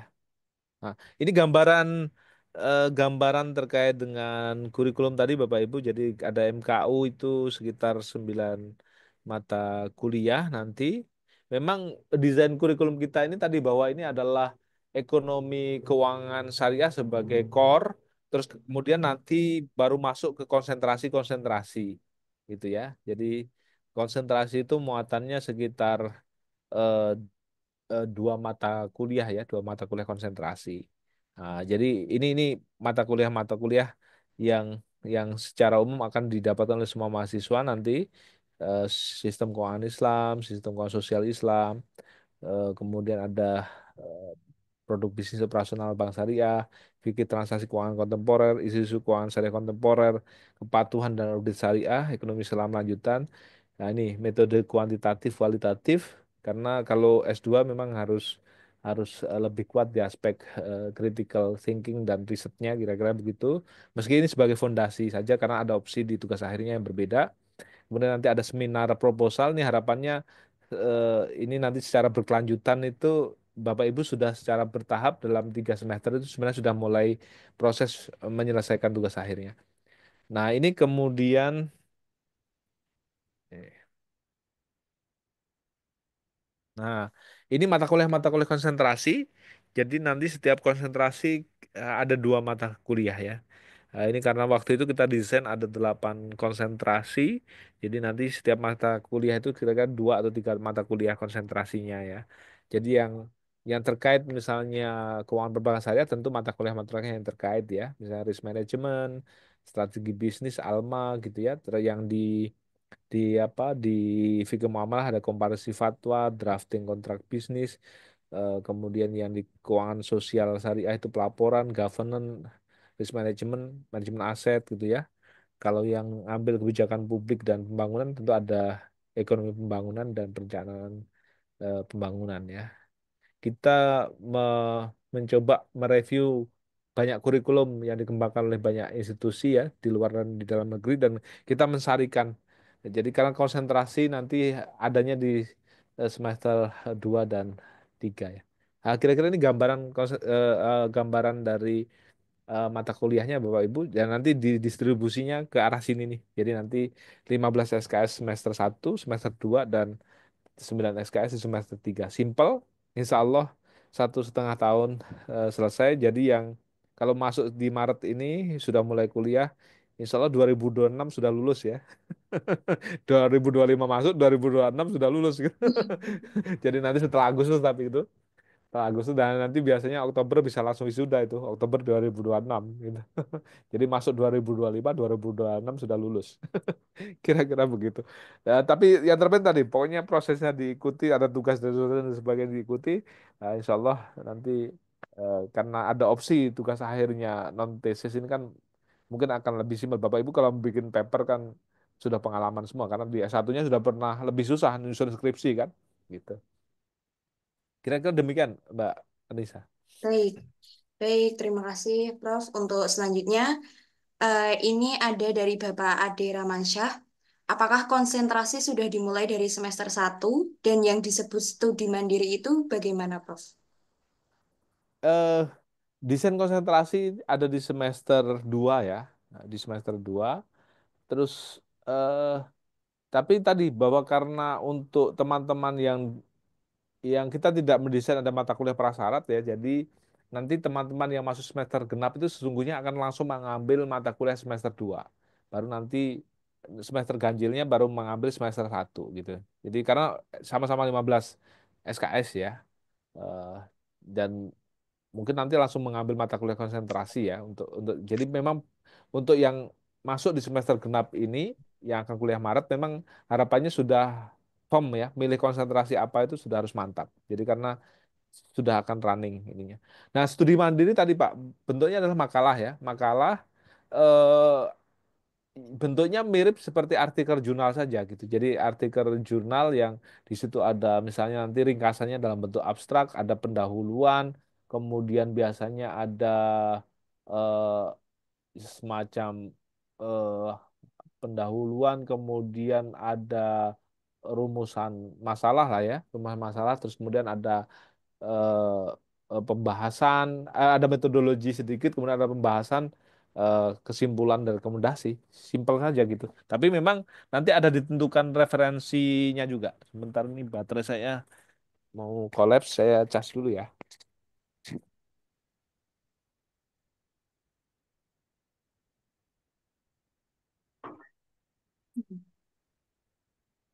Baik, Bapak Ibu, mungkin sambil menunggu Prof. Aziz untuk mengambil peralatannya, begitu. Di situ sudah saya share untuk daftar. Jikalau Bapak Ibu ada yang tertarik untuk kuliahnya, di situ sudah saya share untuk linknya ya, Bapak Ibu ya, begitu. Silahkan bisa diklik saja. Sudah bisa, Prof, untuk Ya, dilanjutkan? oke. Ya, tadi bisa dipahami ya, Bapak Ibu. Jadi studi mandiri bentuknya adalah makalah lah, kira-kira mungkin yang Bapak Ibu paling mudah untuk dibayangkan makalah kira-kira 15 sampai 30 halaman gitu. Kalau skripsi Bapak Ibu dulu kan hampir bisa 60, 100, 150 halaman gitu. Jadi ya sepertiganya lah kan. Jadi masih eh, nyaman dan mungkin menarik gitu. Dan kalau yang tetap mau mengambil tesis boleh 6 SKS, tapi tadi kita mengingatkan bahwa tesis ini tentu butuh disiplin nulis kan. Seperti dulu Bapak Ibu skripsi itu kan juga satu semester kadang-kadang nggak kelar-kelar skripsinya kan gitu. Nah, kalau makalah kan lebih simple, paper jurnal dan nanti Pasca juga sudah menyiapkan sebenarnya ada satu satu jurnal yang kita kembangkan di Pasca nanti ini harapannya nanti semua semua karya papernya nanti akan kita terbitkan sebenarnya. Jadi nanti ininya. Jadi arahnya akan demikian. Tentu standar makalah tentu tetap ada penulisan standar penulisan ilmiahnya tetap ada referensi nanti akan ditentukan minimumnya berapa gitu ya. Tapi memang tidak akan seberat tesis tentu ya atau jadi kan bentuknya setara dengan makalah. Dan sesungguhnya ini hal sebenarnya yang hal yang normal ya, bahwa S2 mengambil paper atau makalah itu di luar negeri banyak Bapak Ibu. Jadi misalnya Singapura itu S2 cukup setahun gitu, di Inggris itu setahun. Jadi saya di kita ini 1,5 tahun tadi sebenarnya sudah cukup lama ya. Tapi kalau kita bandingkan dengan kampus-kampus dalam negeri, ini cukup simpel sebenarnya. Tapi kalau kita perhatikan di Inggris juga mahasiswa S2 dia paper saja cukup, Singapura juga demikian. Kita lihat kemarin juga benchmark di UI juga memungkinkan ini dengan paper ini gitu. Ya, karena tadi bahwa tidak semuanya tentu akan menjadi eh, peneliti atau periset yang sangat dalam gitu. Tapi ini bisa jadi bentuknya kan banyak sekolah-sekolah MBA itu adalah yang menampung bahwa banyak Bapak Ibu punya pengalaman sesungguhnya sudah panjang tadi yang harusnya bisa RPL gitu. Tapi pengalamannya kita persingkat dengan memperbanyak course-nya dan kemudian pengalamannya bisa dituangkan dalam tugas akhir yang lebih simpel dalam bentuk paper saja gitu. Nah, ini untuk memberikan ruang agar tadi bahwa kerangkanya saya pribadi saya sampaikan ke teman-teman bahwa ini program ekonomi syariah itu ya harus kita kita sosialisasikan, kita edukasikan dengan cara yang asik, mudah kira-kira gitu ya. Jadi semuanya bisa menikmati belajar ekonomi syariah itu menyenangkan gitu, tidak tertekan, tidak apa, tidak terbebani dan menyakitkan gitu ya, nggak selesai-selesai dan sebagainya. Jadi termasuk dosen juga saya sampaikan begitu. Jadi harus memahami juga bagaimana beban berat yang sudah ditanggung masing-masing mahasiswa ketika effort untuk bisa belajar ini. Dan bagi kita ini eh, sebuah kehormatan anugerah untuk bisa sharing ekonomi Islam sama-sama kita belajar itu sebuah peran baik. Dan saya selalu tekankan juga kita tidak boleh menyulitkan umat Rasulullah SAW kan kira-kira begitu ya. Jadi harus kita mudahkan lah kira-kira untuk sama-sama belajar. Kira-kira demikian untuk studi mandiri bisa dipahami ya Bapak Ibu ya. Iya. Baik, untuk selanjutnya Prof, ini ada pertanyaan lagi. Apakah nantinya akan ada pengajar tamu seperti Syafi'i Antonio, Hermawan Kartajaya, dan Ihsanuddin Nursi, Prof? Wah, Bapak Ibu sudah menyebut nama-nama yang ini ya. Eh, kita punya program webinar berkala, kemudian ada kuliah tamu, ada visiting profesor, nanti ada kuliah umum, dan memang kita pilih beberapa tokoh ya yang tentu punya punya keahlian dan punya info-info A1 pada beberapa area. Misalnya di semester kemarin kita mengundang salah satu direktur dari Departemen Ekonomi dan Keuangan Syariah Bank Indonesia. Itu ada Prof. Rifki Ismail untuk visiting lecture kemarin.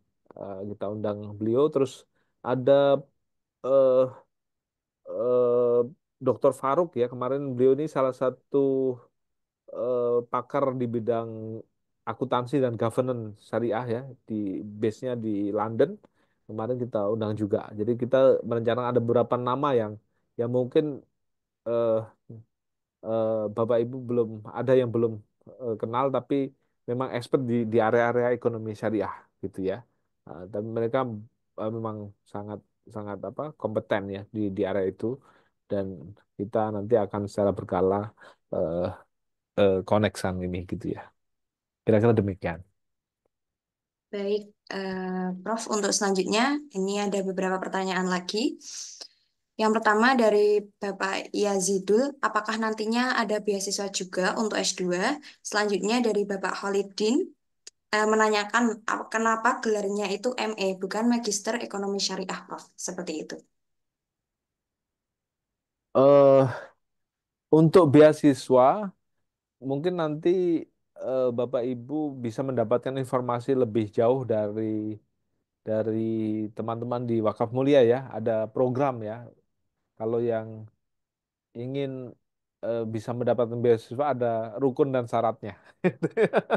Ada program tambahan, ada eh, eh, program tambahan yang harus dipenuhi gitu untuk bisa dapat beasiswa. Karena memang eh, di S2 ini eh, eh, untuk di SEBI sendiri Bapak Ibu memang fokus kita untuk di beasiswa masih di S1 ya. masih di S1, tapi kita membuka ruang ini dengan beberapa eh, syarat dan ketentuan ya. Nanti mungkin teman-teman wakaf mulia yang akan menyampaikan aspek ada peluang biasa tapi ada syarat yang harus dipenuhi kira-kira gitu yang itu membutuhkan effort dan eh, dan upaya ya yang jauh lebih kuat. Eh, Gelar Magister Ekonomi Syariah Bapak Ibu sudah tidak ada lagi ya sekarang. Jadi mungkin di angkatan-angkatan sebelumnya itu ada gelarnya Magister Ekonomi Syariah MESY. Ya, Messi jadinya ya. Jadi nah itu Bapak Ibu jadi nama Messi itu namanya. MESY ya. Jadi di belakang Bapak Ibu kalau pakai gelar Magister Ekonomi Syariah jadi Messi itu belakangnya itu. Ada beberapa teman saya yang ambil di zaman dulu Magister Ekonomi Syariah itu MESY gelarnya. Nah, ketentuan gelar ini Bapak Ibu itu ada di pemerintah ya. Nah, di pemerintah dan belakangan memang gelar ini disambangkan antara yang di bawah Kementerian Agama maupun di bawah Kementerian Dikti ya. Jadi agar tidak terjadi diskriminasi karena dulu itu kalau ada misalnya Magister Ekonomi Islam gitu ya, MEI gitu. Itu dipersepsi lebih rendah dari ME, Magister Ekonomi gitu. Nah, termasuk sarjana ekonomi Islam itu. Itu dipersepsi lebih rendah dari sarjana ekonomi gitu ya atau SPD dulu ada SPDI gitu-gitu. Jadi akhirnya kemudian kebijakan eh, pemerintah mensinkronkan bahwa mau yang di pendidikan Islam mau tidak maka tetap SPD sama di ekonomi juga untuk di S2 S3 S2-nya juga sama jadi ME Magister Ekonomi. Jadi tidak ada lagi setahu saya ya dari aturan terbaru itu tentang gelar sekarang semuanya untuk di ekonomi syariah menjadi gelarnya ME. Nah, untuk yang eh, ME SM Magister Ekonomi Syariah sudah nggak ada lagi gitu. Baik, terima kasih Prof. Aziz atas tanggapannya. Untuk selanjutnya, ini ada dua pertanyaan. Saya gabungkan ya Prof ya. Yang pertama dari Bapak Hadi Pramudi. Ini akhir pendaftaran kan sudah akhir bulan dan sudah mepet. Bolehkah biaya untuk pendaftarannya diundur di bulan depan? Kemudian yang kedua, apakah untuk S2 Ekonomi Syariah nanti diajarkan untuk marketing digital, Prof? Itu dari Bapak Ali. Silahkan, Prof. Untuk pendaftaran nanti mungkin teman-teman PMB dan tim di Wakaf Mulia yang akan menginfokan lebih teknis ya. Eh, tapi sebenarnya eh, kita dari pengalaman sebelumnya tetap akan mencoba membuka ruang yang cukup ya. Jadi nanti sampai pokoknya sampai sebelum kuliah dimulai itu sebenarnya masih bisa kira-kira begitu. Bahkan kadang-kadang terpaksanya itu bahkan kadang-kadang ada yang maksain mau masuk pokoknya semester ini tapi sudah ketinggalan satu dua pertemuan pun kadang-kadang kita maksain. Tapi resikonya kan ditanggung mahasiswa karena ketinggalan mata kuliah itu kalau sudah pertemuan berjalan ya. Nah, itu nanti Bapak Ibu koordinasi saja dengan teman-teman di Wakaf Mulia dan PMB ya terkait proses pendaftaran dan waktu ini gitu ya. Kita merencanakan ada sosialisasi atau orientasi itu mungkin di hari Kamis depan dan mungkin nextnya juga sebelum perkuliahan nanti bagi yang mungkin masih belum fix berbagai prosesnya nanti kita adakan juga sih sebenarnya gitu nanti di dekat-dekat waktu sebelum perkuliahan dimulai dan kita biasanya juga ada recording terkait dengan arahan-arahan proses dan sebagainya yang sebenarnya nanti juga bisa diakses gitu. Nah, nanti Bapak Ibu koordinasi dengan teman-teman di tim Wakaf Mulia dan PMB Sebi ya terkait teknikal pendaftaran dan waktunya ini.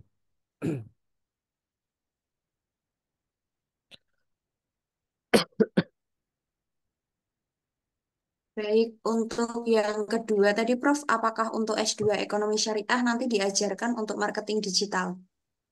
Begitu, Prof. eh untuk marketing digital, eh s- saya belum lihat strukturnya secara khusus ya. mungkin yang memilih di Islamic business ya, mungkin itu ada, tapi friend marketing mungkin akan dapat ya. Tapi untuk lebih teknis nanti saya akan lihat RPS-nya lebih jauh lah ya. Tapi mungkin juga kalau mau belajar digital marketing sebenarnya juga saya kira eh, di berbagai perkembangan yang ada sekarang juga banyak yang mungkin membuat training dan sebagainya gitu ya. Eh, Mungkin nanti bisa kita tambahkan dengan kuliah-kuliah tamu juga ya. Mungkin ini masukan yang sangat bagus saya kira. Apalagi kalau di program S1 kita juga kita punya eh, program studi manajemen bisnis syariah ya, termasuk konsentrasinya ada digital bisnis ya. Mungkin nanti kita bisa arrange ya untuk teman-teman yang mengambil Islami bisnis nanti satu tema terkait dengan tambahan-tambahan kuliah tamu dan sebagainya untuk menghadirkan pakar-pakar di bidang ini. Mungkin itu satu satu masukan yang bagus saya kira. Baik, terima kasih Prof atas jawabannya. Untuk selanjutnya, ini ada beberapa, lumayan banyak Prof. Jadi ada dari Kak Nur Amin yang berasal dari Medan. Yang pertama, apakah nantinya ada kerjasama antara perusahaan atau dunia pendidikan jikalau ada beberapa alumni yang belum bekerja atau alumni ingin menambah jam kerja lebih baik lagi? Kemudian yang kedua, apakah kampus sudah ada KIP untuk S2? Gitu, Prof. Iya, saya langsung jawab dari yang kedua ya. Setahu saya KIP S2 itu belum ada ya. KIP S2 belum ada.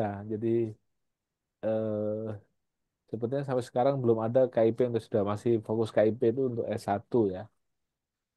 Terus yang untuk program kerjasama dengan beberapa institusi, memang yang baru berjalan ini untuk MBKM di S1 ya, Bapak Ibu. Karena memang untuk S2 itu biasanya jarang MBKM, nanti bisa jadi lebih panjang masa studinya gitu ya. Jadi sampai saat ini memang kita belum ada kerjasama dalam konteks untuk magang kerja maupun untuk nanti penempatan kerja ya gitu ya, itu belum ada untuk di program S2.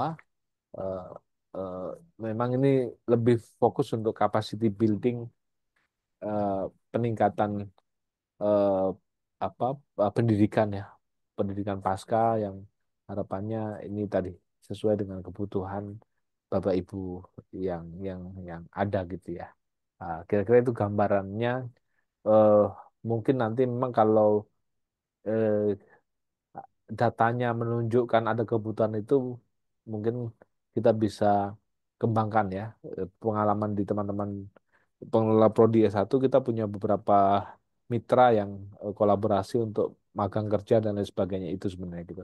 Tapi memang MBKM ini jarang di S2 setahu saya belum ada masalahnya gitu ya di seluruh kampus. Jadi memang belum ada kebutuhan ke sana kalau di S2 itu. Nah, tapi nanti kita lihat bagaimana kondisi mahasiswanya, mungkin itu juga bisa jadi pertimbangan saya kira ya.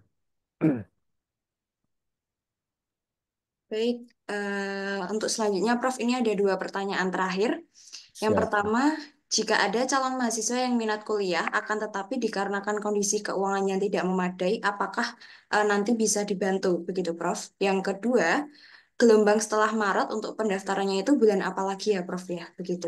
Silahkan, Ya, Prof. eh untuk eh, perkuliahan memang kita mulai tahun 2 kali di Maret dan September. Maret dan September tentu dengan begitu proses pendaftarannya sebelumnya ya. Jadi siklusnya semester ganjil genap. Jadi karena startnya semester genap itu di Maret, semester ganjil di September. Nah, gitu kira-kira jadi eh, di bulan di 2 waktu itu. Kemudian untuk yang terkendala kondisi keuangan saat ini tapi niatnya besar untuk bisa kuliah. Saya kira teman-teman wakaf mulia punya program ya. Nanti mungkin bisa di spill-spill gitu ya. Punya program untuk menjadi affiliate gitu ya. Itu juga eh, apa mungkin bisa bisa jadi jalan keluar ya. Tapi memang ini butuh effort dari Bapak Ibu untuk komitmen untuk terlibat dalam proses edukasi sosialisasi terkait dengan upaya kita untuk meningkatkan edukasi dan sosialisasi terkait program ini secara keseluruhan ya. ada ruangnya ya, ada ruangnya, tapi ini butuh effort besar kira-kira begitu. Nah, mungkin nanti teman-teman akan menjelaskan lebih lanjut program itu yang bisa dibuka. Tapi tadi bahwa memang diskusinya kita ingin membuka ruang yang bisa belajar untuk mengambil S2 juga mungkin teman-teman yang dalam kondisi ada keterbatasan tapi ada ruang yang bisa dikembangkan juga. Secara umum sudah kita bahas, nanti mungkin akan dijelaskan lebih jauh oleh teman-teman di Wakaf Mulia ya untuk program ini. Demikian Mbak Anissa. Iya, baik, Prof. Ternyata ada satu lagi, Prof. Ini dari Siap, siap. Kak Boy. Mengapa luar negeri hanya setahun lulus, sedangkan di dalam negeri lebih dari setahun? Apakah ada opsi lain dalam pembuatan tesis yang mana apa ya ini ya? Yang mana menteri tidak diwajibkan sebagai syarat kelulusan? Wah, ini lumayan kritis ini, Prof. Silahkan. Iya, memang untuk akhirnya kenapa minimal jadi 1,5 tahun itu karena tadi karena beban minimumnya ditentukan oleh pemerintah jumlah SKS itu. Jadi 39 sampai 45 itu memang standar yang dibuat. Jadi akhirnya dengan begitu memang secara waktu dan biasanya ada kerangka waktu normal untuk kelulusan. Karena kalau kecepatan nanti kasusnya bisa seperti Pak Bahlil ya. Nanti jadi kalau di Indonesia itu karena ada standar dari pemerintah dan memang tantangannya demikianlah yang jadi standar dari pemerintah di Indonesia. Jadi standar pemerintah kita dengan di luar negeri memang berbeda gitu. Itu yang jadi tantangan ya. Kalau di beberapa kampus luar negeri memang S2 ada yang setahun-setahun itu tadi gitu ya. Nah, kemudian memang untuk opsi selain tesis, saya kira ini sudah banyak berkembang dan di S1 juga demikian dengan MBKM dan sebagainya itu banyak opsi-opsi non skripsi dan di SEBI sendiri sebenarnya sudah di S1 kita mengembangkan jalur non skripsi itu sudah dari lama ya dari 2008 ketika saya pegang di akademik saya sudah mengembangkan jalur non skripsi ya dan ini yang kemudian kita kembangkan lagi ketika di S2. Jadi memang tesis bukan bukan segalanya untuk lulus jadi tapi ada opsi-opsi alternatif lainnya. Nah, ini yang saya kira kita kembangkan. Demikian saya kira.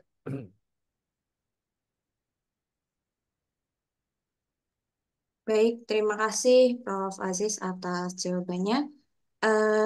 Ini untuk pertanyaan sudah saya bacakan semua dan juga sudah dijawab oleh Prof. Aziz. Mungkin dari Bapak Ibu ada lagi yang tidak ditanyakan? Jika tidak ada, akan kita tutup sesi pada malam hari ini. Baik, karena sudah tidak ada, sampailah kita pada sesi akhir yaitu penutup. Namun sebelumnya saya infokan kembali Bapak Ibu untuk yang sudah mengisi presensi nanti akan kami share untuk recording Zoom pada malam hari ini.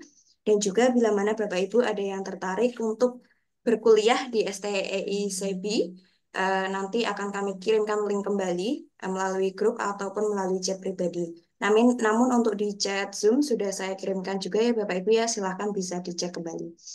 Baik, Bapak Ibu, terima kasih banyak atas kehadirannya pada malam hari ini dan juga terima kasih banyak kepada Prof. Aziz atas kehadirannya, materi dan juga sharing-sharing pada malam hari ini. Semoga ini dapat bermanfaat bagi kita semuanya. Terima kasih juga kepada Direktur kami, Bapak Eko Priyanto, atas kehadirannya. Saya tutup untuk sesi pada malam hari ini. Kurang lebihnya dari saya pribadi mohon maaf.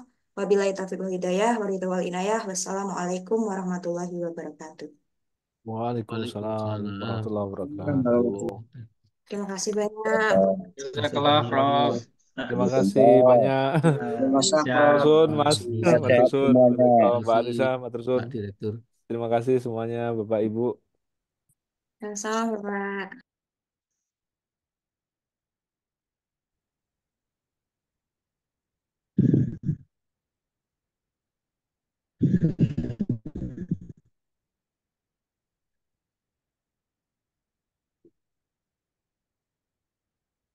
Mau keluar.